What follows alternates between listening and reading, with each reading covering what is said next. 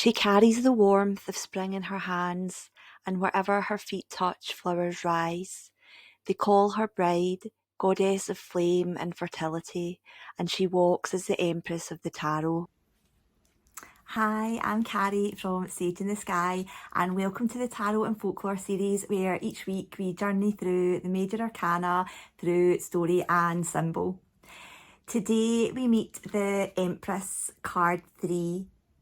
So she is the Earth Mother, the nurturer, the fertile womb from which creativity flows. And in Scottish folklore, she takes form as Bride, the young goddess who brings spring back to the land. Long before clocks or calendars, people marked time by the breath of the land. Winter belonged to the Cailleach, the veiled crone of ice and storm. Her staff struck the soil hard, keeping it frozen, barren, and still. Under her rule, the land slept. Nothing stirred, and the people waited. But every cycle has its turning, and the stories tell of a young goddess who brought the thaw. She was Bride, or Brigid, Brìde, Bride and Carn, the bright one, the flame-haired maiden whose breath was spring. They say she was born in the dawn of Imbolc, with fire on her brow and milk flowing from the earth at her cry. Where the Cailleach froze, Bride softened. Where the old crone held tight, Bride opened. They say that in the first days of February, when the sheep begin to lamb, Bride is stirring. She walks the land barefoot, and where her feet touch, snowdrops bloom like small white candles of hope. She carries a pitcher of water from her sacred wells, and with each drop the frost retreats. She hums songs that coax the birds to return and the rivers to run again. In some tales, Bride is the foster mother of Christ, carried into Christian story as St. Brigid, but the people knew her as older than churches. She was the goddess of the hearth, of poetry, of smithcraft and healing. A fire goddess whose flame was tended by women at Kildare, never allowed to go out. But her greatest tale belongs to the cycle with the Cailleach. The old crone, weary from holding winter too long, lays down her staff at Bealtaine. Bride takes it up, and with that gesture the land shifts. Lambs skip in the fields, wells bubble with clear water, lovers leap over bonfires, blessing the earth with their union. The Cailleach withdraws to her cave, and Bride reigns until Samhain, when the wheel turns once more. Even in the coldest times, the people left her offerings: a little butter, a piece of oatcake, a bride's cross woven from rushes, tokens of gratitude for the promise of warmth returning. For they knew she was not only a goddess of the land, but of creativity itself. The spark in the poet's pen, the song rising in the throat, the painter's first stroke across canvas. She is the one who says, make, nurture, create. To this day, in parts of Scotland, young girls weave bride dolls from reeds and dress them in white. They place her in a basket by the hearth, inviting her blessing upon the home. It is said that if, in the morning, the embers glow brightly, Bride has visited, leaving warmth for the days ahead. And so Bride walks still, in every snowdrop that breaks through soil, in every lamb that takes its first breath, in every act of creation that nourishes life. She reminds us that the Empress's gift is not just abundance, it is the courage to nurture, the patience to grow, and the joy of birthing beauty into the world. The Empress is the great mother of the tarot, lush, abundant, creative and embodied. If the High Priestess represents the mysteries of stillness, the Empress brings those mysteries into form. She is life in all its fertile, sensual, nurturing power.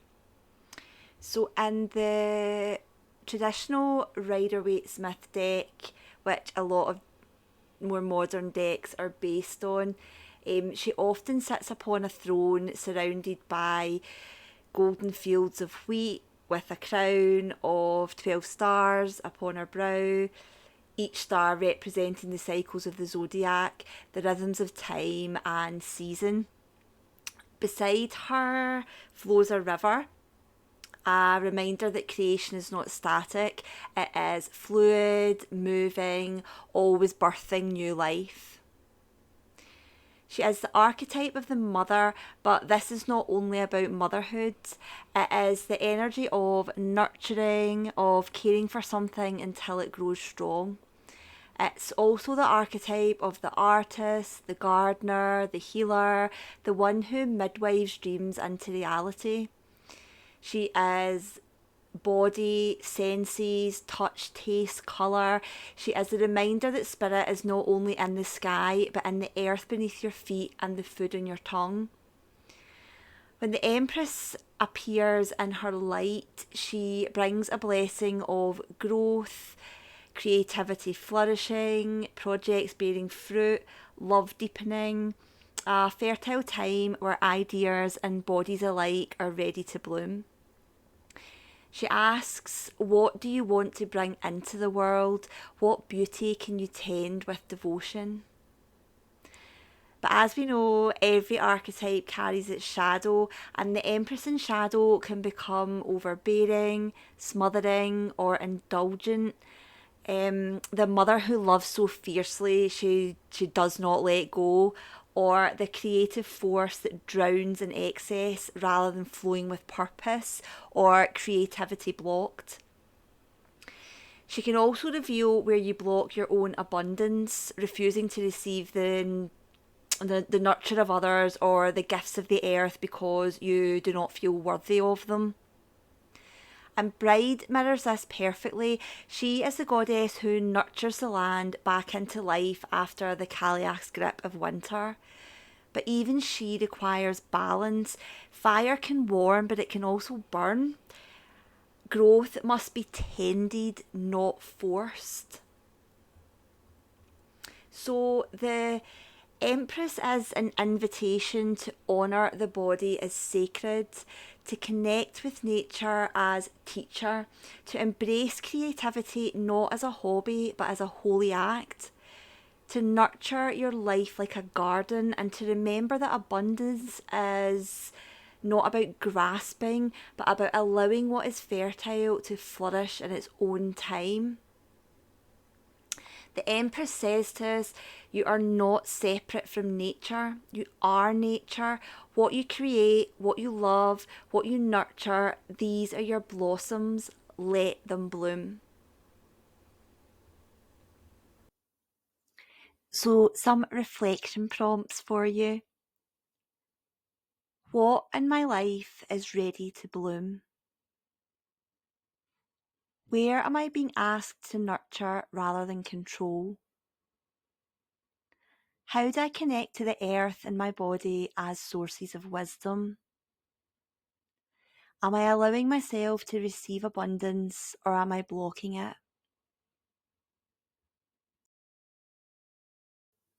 The Empress reminds us that creativity isn't a luxury, it's a birthright. She calls us to nurture what we love, to honour the body, and to live in harmony with the cycles of nature. If this story spoke to you, please subscribe to the series. Next time we meet the Emperor and a tale of kingship, sovereignty and stone. Until then, may you walk gently among the blossoms and may what you create be blessed. Take care.